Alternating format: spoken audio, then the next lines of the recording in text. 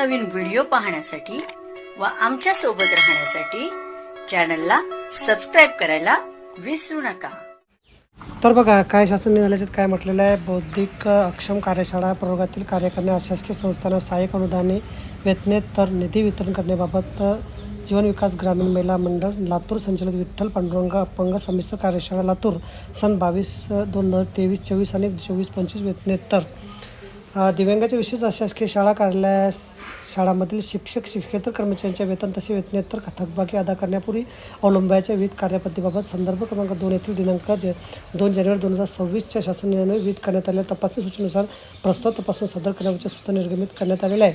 त्यानुसार आयुक्त दिव्यांग सक्षमीकरण पुणे यांच्याकडून विभागास प्राप्त झालेल्या जीवन विकास ग्रामीण महिला मंडळ लातूर संचलित विठ्ठल पांडुरंग अपंग संमिश्र कार्यशाळा लातूर या शाळेच्या वेतनेतर प्रस्ताव अनुसरून बौद्धिक अक्षम कार्यशाळा प्रवर्गातील व्यक्तीसाठी कार्य करणाऱ्या अशासकीय संस्थांना कार्यक्रम व्यक्ती सहाय्यक अनुदाने वेतनेतर अनुदानाकरता पुढीलप्रमाणे निधी वितरित करण्यात येत आहे।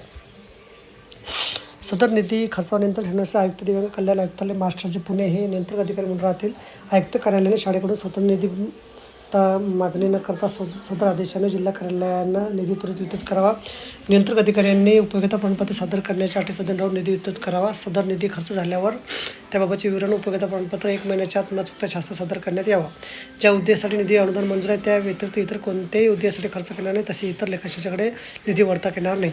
तर बघा अशा प्रकारे अत्यंत महत्त्वाची माहिती आपल्याला समजली असेल। व्हिडिओ सुद्धा आवडला असेल लाईक करा, शेअर करायला विसरू नका। धन्यवाद।